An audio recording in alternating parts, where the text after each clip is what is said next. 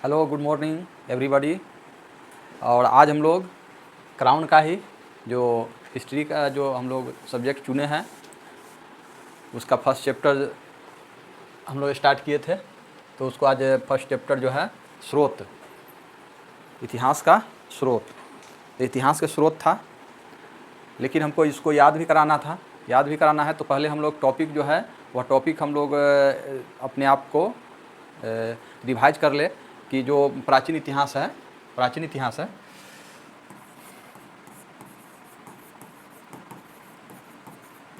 प्राचीन इतिहास में कौन कौन सा टॉपिक है।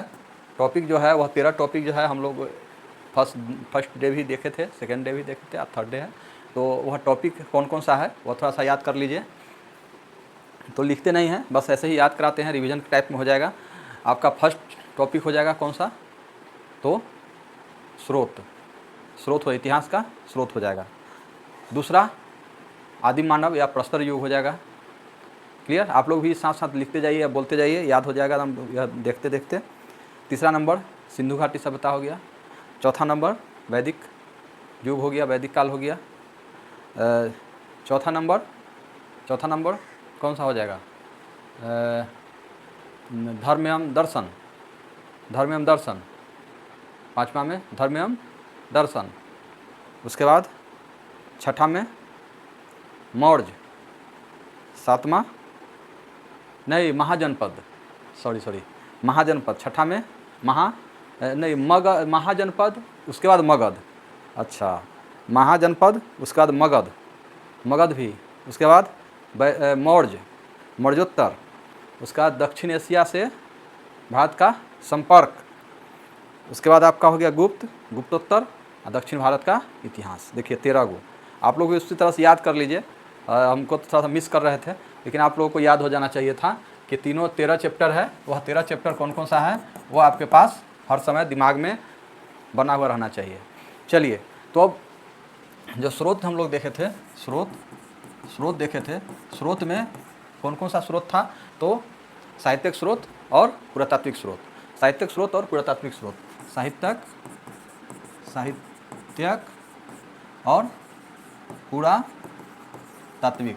तो साहित्यिक और पुरातात्विक, साहित्यिक पुरातात्विक, साहित्यिक दो गो था, वो याद है कि नहीं है? दो साहित्यिक था, जो देसी और विदेशी था। क्लियर? और देसी में आपको कौन कौन सा हो जाएगा, देसी में बताइए कौन कौन सा था? तो ब्राह्मण साहित्य, उसके बाद बौद्ध साहित्य, जैन साहित्य, ऐतिहासिक साहित्य, और उसके बाद राजा द्वारा जो लिखा गया था वो साहित्य। क्लियर? विदेशी में आपको, विदेशी में कौन कौन देश का था? यूनानी में 5 गो था, याद है? 5 गो था। हेरोडोटस, यूनानी में 5 गो। यूनानी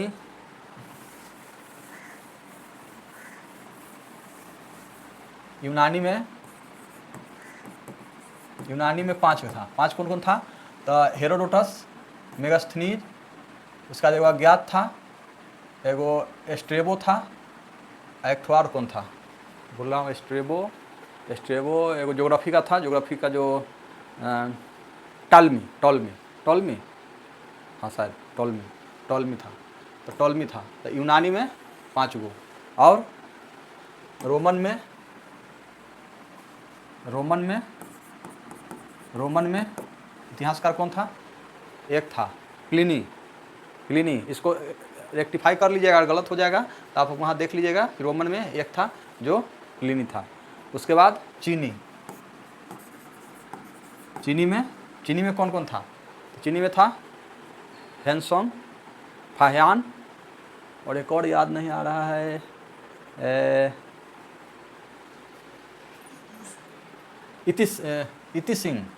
इतिसुंग ऐसी कुछ था।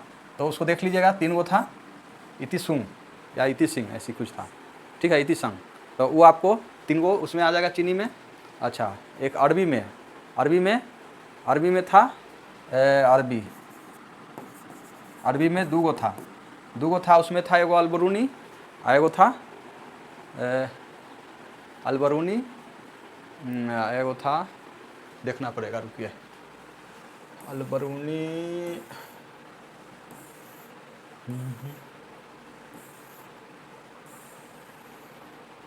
हाँ सुलेमान सुलेमान, हाँ सुलेमान अलबरूनी और सुलेमान।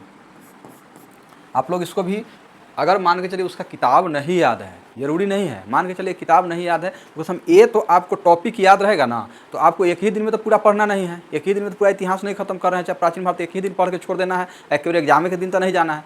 जब आपका टॉपिक जब रहेगा आपके दिमाग में, तो फिर आप उसको अंदर का पढ़िएगा। जब टॉपिक याद रहेगा तब ना अंदर के याद होते चला जाएगा, और बार बार टॉपिक को रिवाइज किया तो आपको दिमाग में भी रहेगा कि कौन टॉपिक से कौन चीज़ हम भूल रहे हैं।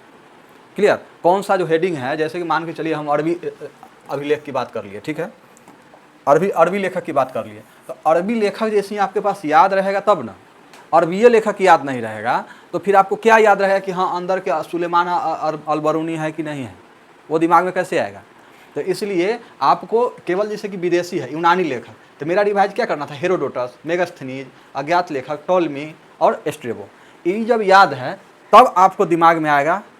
इसी को याद करने से तो काम नहीं चल जाएगा, हेरोडोटस, मेगास्थनीज, अज्ञात लेखक, टॉलमी, स्ट्रेबो, क्या काम हो जाएगा, नहीं होगा। लेकिन यह याद करने से आपका काम आसान हो जाएगा, आपको खुद ही एनालाइज होने लगेगा, आपको खुद ही एग्जामिन होने लगेगा कि आप क्या जानते हैं। तो आप जैसे ही मेगास्थनीज, हेरोडोटस जानते हैं तब आप ढूंढिएगा कि हाँ अब हेरोडोटस ने क्या किया था या क्या था उसके बारे में, वो आप दिमाग में लाइएगा। अब आपको यूनानी लेखक के बारे में जानकारी ही नहीं है, यूनानी लेखक कौन कौन था वो जानकारी नहीं, तो फिर अंदर की क्या खजानी है। तो इसीलिए मेरा माने प्रयास है कि आपका हेडिंग कम से कम आपके दिमाग में हर समय चलता रहे, यानी ये नहीं कि आपको अंदर की चीज़ न याद हो, हेडिंग हर समय चलते रहेगा तो आपकी कमजोरी हर समय पता चलते रहेगा कि आप कहाँ पर कमज़ोर है।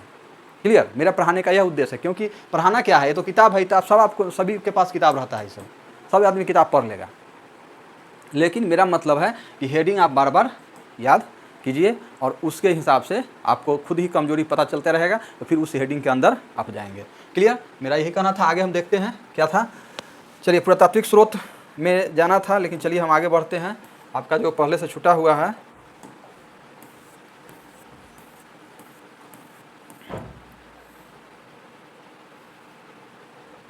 पुरातात्विक स्रोत,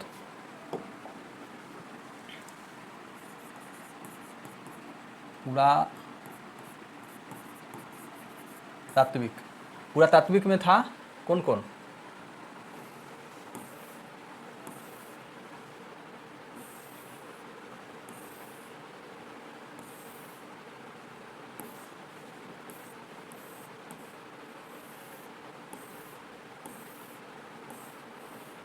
चलिए पुरातात्विक में आपका अभिलेख था, सिक्का था, ठीक है, अभिलेख सिक्का।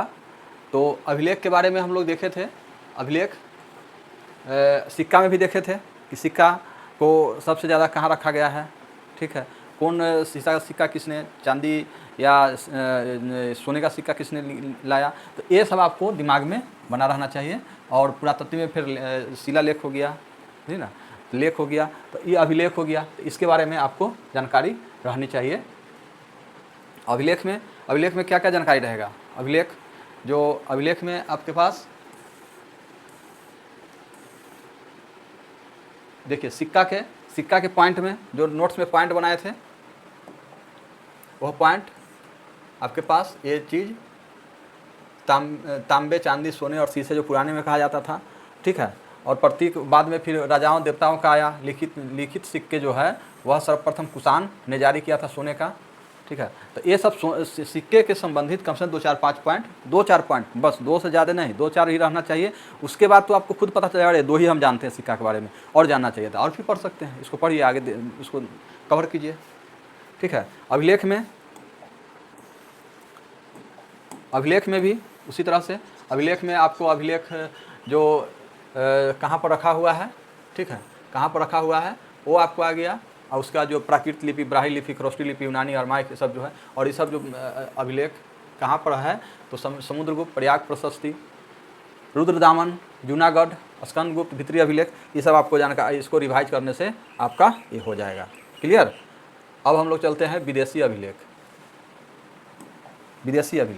तो विदेशी अभिलेख में बोगाज कोई जो एशिया माइनर मध्य एशिया में है, बोगाज कोई से 1400 ईस्वी पूर्व में प्राप्त संधि पत्र अभिलेख में वैदिक देवता मित्र, वरुण, इंद्र, नासत्य की नाम उल्लेखित है। देखिए क्या कह रहा है, एक संधि पत्र है, संधि पत्र मिला था। संधि पत्र मतलब क्या होता है, जो संधि पत्र होता है, जो भारत के लोग वहाँ गया होगा, वहाँ से वहाँ पे जा कर के सब में जो मध्य एशिया है उनके साथ एक संधि किए होंगे राजा लोगों के साथ, वही संधि पत्र वहाँ पर मिला। तो वह संधि पत्र में जो है 1400 ईस्वी पूर्व में प्राप्त हुआ संधि पत्र, जिसमें वैदिक देवता मित्र, वरुण, इंद्र और नासत्य की नाम उल्लेखित है। तो बोगाज कोई याद रखना है, कहाँ, बोगाज कोई, बोगाज कोई, बोगाज कोई, ठीक है। हेलियोडोरस, हेलियोडोरस, हेलियोडोरस में यूनानी राजदूत था। हेलियोडोरस का बेस नगर यानी विदिशा में है का गरुड़ स्तंभ लेख भागवत धर्म को जानकारी देता है। देखिए ये क्या करता है कि हेलियोडोरस, हेलियोडोरस जो यूनानी राजदूत था, Heliodorus, Heliodorus,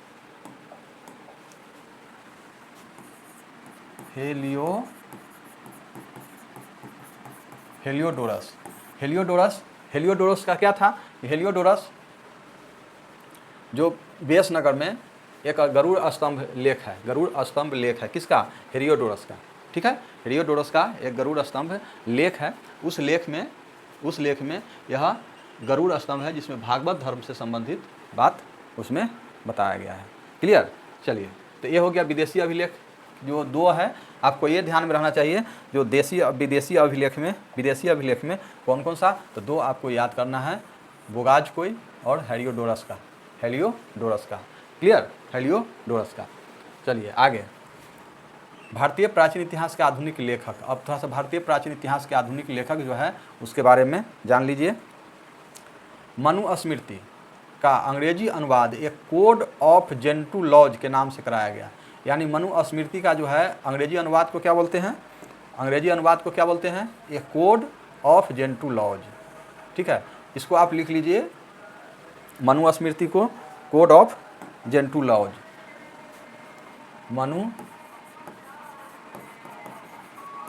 Manusmriti code of Gentoo laws, और अंग्रेजी में किया गया था, वो हो गया William Jones, sir William Jones जो एशियाटिक सोसाइटी ऑफ बंगाल के संस्थापक थे, ये भी याद रख लीजिए। सर विलियम जोन्स जो एशियाटिक सोसाइटी ऑफ बंगाल के संस्थापक थे। तो इन्होंने 1789 में अभिज्ञान शकुंतलम का अंग्रेजी अनुवाद, अभिज्ञान शकुंतलम किसका लिखा हुआ है, कालिदास का, ठीक है। ये भी साथ में याद रखिए, अभिज्ञान शकुंतलम कालिदास का, तो अंग्रेजी में अनुवाद किए। क्लियर। आधुनिक लेखक जो है, आधुनिक लेखक में आपको यही रखना है कि मनुस्मृति को किस किताब में रखा गया है, किस रूप में, उसको किस नाम से लिखा गया है। और सर विलियम जोन्स जो एशियाटिक सोसाइटी के संस्थापक थे, जो एशियाटिक सोसाइटी ऑफ बंगाल के संस्थापक थे, उन्होंने क्या लिखा था, अभिज्ञान शकुंतलम को अंग्रेजी में अनुवाद किया था। ओके, नेक्स्ट बिल्किंसन ने 1785 में भागवत गीता का अनुवाद अंग्रेजी में किया। तो 1785 याद नहीं करना है ना, ये नहीं याद कीजिए, ठीक है। आप इसको याद कीजिए पहले, इसको, ये जब याद हो जाएगा तब आपको अगर फुर्सत में है तो याद कर लीजिए, ठीक है। अब एक चीज़ याद नहीं है, दूसरा चीज़ याद कर रहे हैं, दोनों चीज़ भूल जा रहे हैं। क्लियर। तो आपको डेट याद नहीं करना है, जो है 1785 नहीं याद कीजिए, आप जो है क्या करना है, बिल्किंसन और भगवद गीता। क्लियर। पहला है सर विलियम जोन्स, और ये याद नहीं करना है, लिखिए अभिज्ञान शकुंतलम, बस हो गया, अभिज्ञान शकुंतलम। ये तो आपको कम से कम शॉर्ट में कुछ याद कीजिए, जो आपको लगे कि नहीं हम पूरे इतिहास को भ्रमण कर रहे हैं। क्लियर। विंसेंट ऑर्थर स्मिथ पुस्तक अर्ली हिस्ट्री ऑफ इंडिया में प्राचीन भारत का सुव्यवस्थित इतिहास प्रस्तुत किया गया है। देखिए विंसेंट ऑर्थर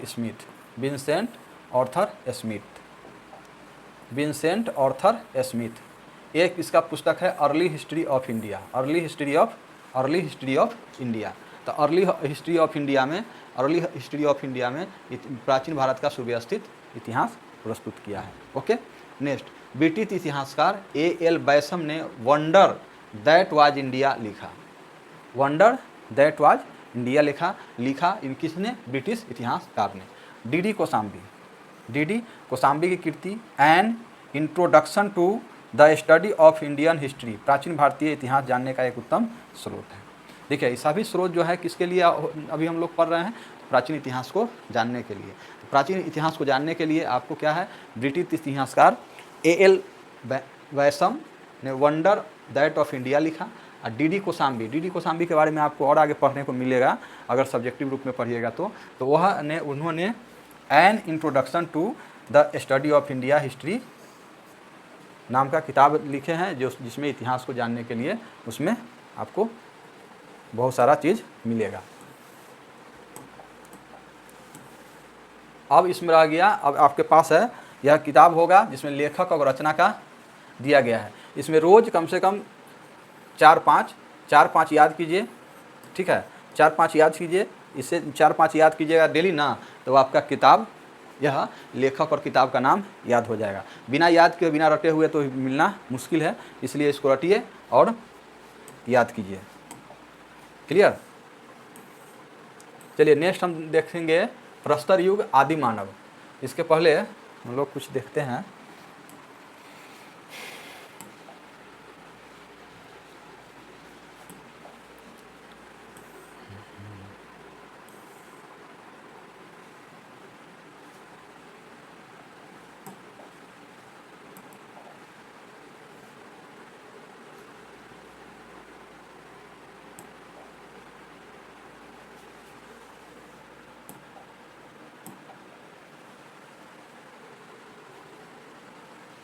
हाँ, ये सब तो हो गया था, 4-5 क्वेश्चन तक तो हम लोग चले गए थे।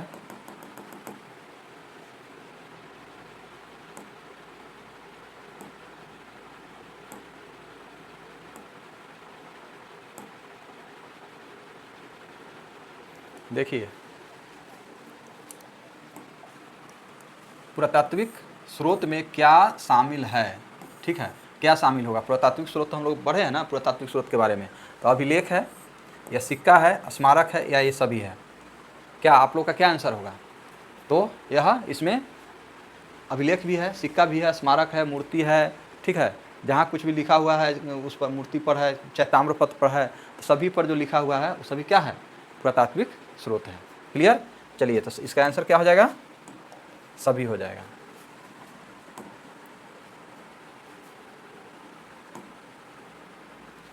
नेक्स्ट,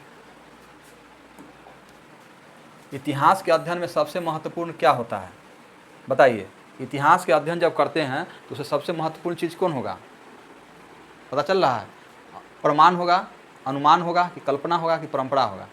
जब इतिहास का अध्ययन करेंगे तो सबसे महत्वपूर्ण चीज़ कौन होगा?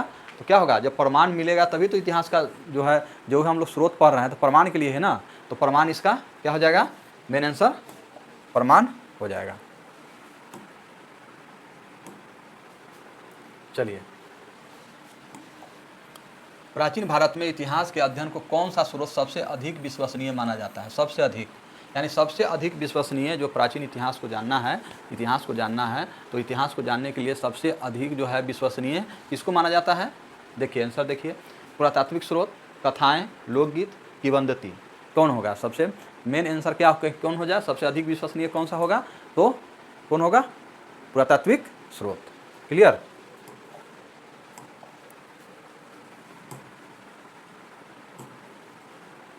चलिए, इतिहास के स्रोत कितने प्रकार के होते हैं? इतिहास के स्रोत कितने प्रकार के होते हैं? इतिहास के स्रोत कितने प्रकार के होते हैं? कितने प्रकार के होते हैं? कौन कौन हो जाएगा? तो अभी हम लोग कौन कौन पढ़े हैं? पुरातात्विक और साहित्यिक, दो।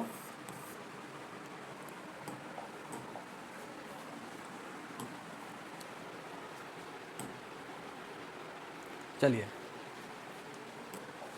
देखिए, निम्न में से कौन साहित्यिक स्रोत है? कौन साहित्यिक स्रोत है? तो बताइए, वेद है साहित्यिक, सिक्का है, मूर्ति है, क्या स्तूप है? कौन सा साहित्यिक स्रोत है? आप लोग जल्दी से क्वेश्चन का आंसर दीजिए। तो आप देखिए, सिक्का ये सब जो है पुरातात्विक स्रोत हो गया, ये हो गया साहित्यिक स्रोत हो गया, यानी वैध साहित्यिक स्रोत में आ जाएगा। ठीक है, क्लियर?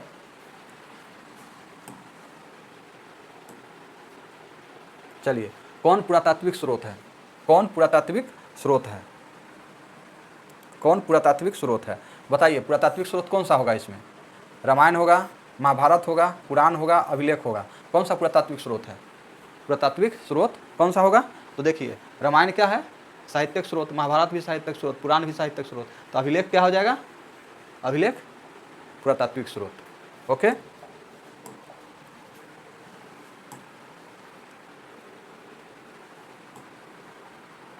आइए, इतिहास की जानकारी किससे मिलती है? इतिहास की जानकारी किससे मिलती है बताइए? इतिहास की जानकारी किससे मिलती है? तो हम लोग जान रहे हैं कि जब इतिहास पढ़ रहे हैं तो सबसे पहले जानकारी जुटाने की बात कर रहे हैं, तो जुटाते हैं किससे? स्रोत से, अनुमान से, कल्पना से, कि अफवाह से? तो क्या हो जाएगा ये? स्रोत से। आपको इतिहास की जानकारी किससे मिलती है? तो स्रोत से मिलती है। क्लियर?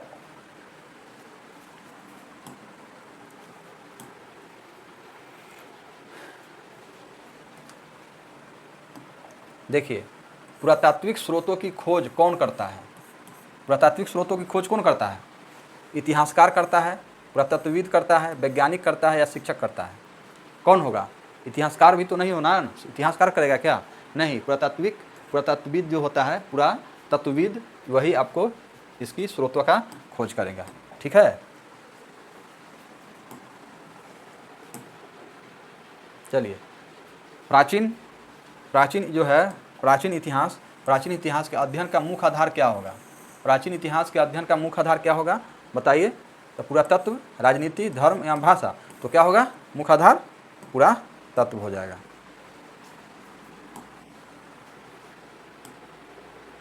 नेक्स्ट, साहित्यिक स्रोत में क्या शामिल है बताइए?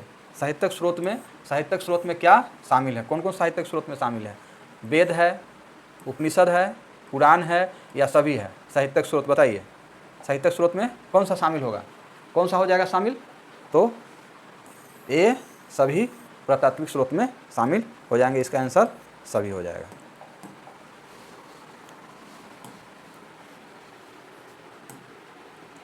आइए नेक्स्ट देखते हैं। इतिहास की जानकारी देने वाले विदेशी यात्री किस श्रेणी में आते हैं? इतिहास की जानकारी जो देते हैं विदेशी यात्री जो है वह इतिहास की जानकारी देते हैं। ठीक है, विदेशी यात्री तो किस श्रेणी में आता है? किस श्रेणी में आते हैं? साहित्यिक स्रोत में आता है, विदेशी विवरण में आता है, पुरातात्विक स्रोत में आता है, कि धार्मिक स्रोत में आता है? किस में आता है? तो यह आपको किस में आएगा? तो विदेशी विवरण में आ जाएगा। किस में आएगा? विदेशी विवरण में आ जाएगा। जो विदेशी यात्री का श्रेणी में आते हैं तो यह विदेशी विवरण में आ जाएगा।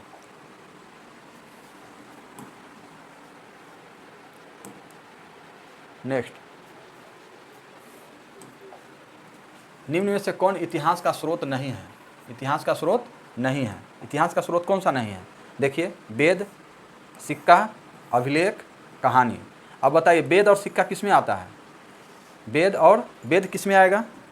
वेद किस में आएगा बताइए? वेद किस में आएगा? तो साहित्य में आएगा, साहित्यिक में।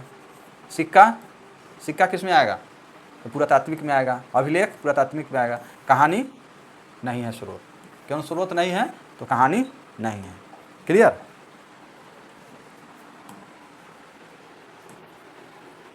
आइए, प्राचीन भारत के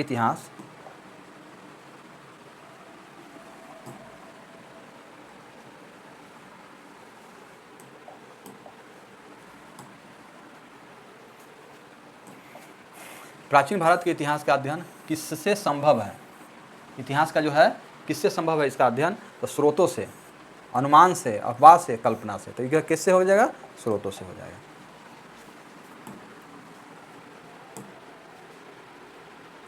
शिलालेख किस प्रकार का स्रोत है? शिलालेख किस प्रकार का स्रोत है? किस प्रकार का स्रोत शिलालेख है? साहित्यिक स्रोत है, पुरातात्विक है, धार्मिक है, या विदेशी है? बताइए, आप लोग बोलिए कौन सा होगा? तो शिलालेख जो है, पढ़े हैं शिलालेख किस में पढ़े हैं हम लोग? पुरातात्विक में। पुरातात्विक स्रोत हो जाएगा।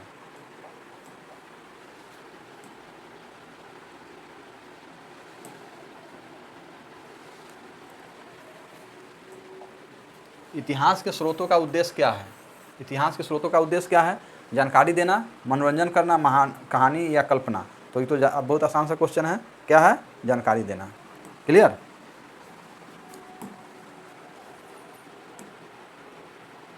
आइए, इतिहास के अध्ययन किसके आधार पर किया जाता है? तो आपको तो जानकारी हो गया कि यह किसके आधार पर? प्रमाण के आधार पर।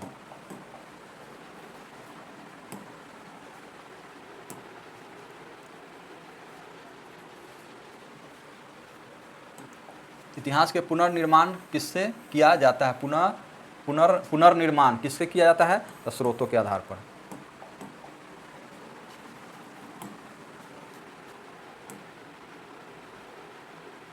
वेद किस प्रकार का स्रोत है? वेद किस प्रकार का स्रोत है? वेद किस प्रकार का स्रोत है? पुरातात्विक है, साहित्यिक है, विदेशी है, राजनीतिक है? तो आप क्या बोलेंगे? साहित्यिक स्रोत वेद हो जाएगा।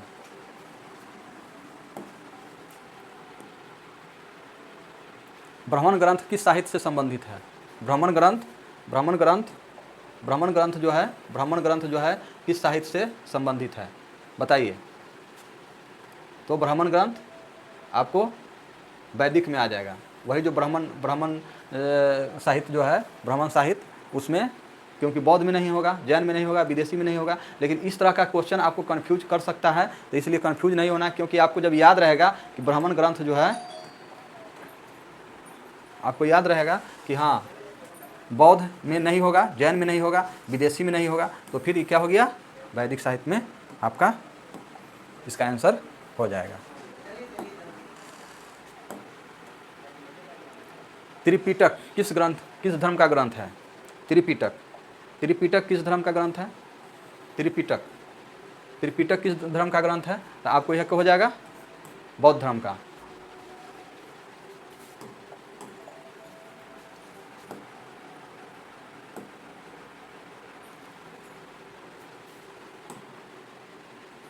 जैन धर्म का प्रमुख ग्रंथ क्या कहलाता है? तो आगम कहलाता है। आगम तो आप लोग देखे थे जैन वाले में, आगम था ही, तो आगम हो जाएगा इसका आंसर।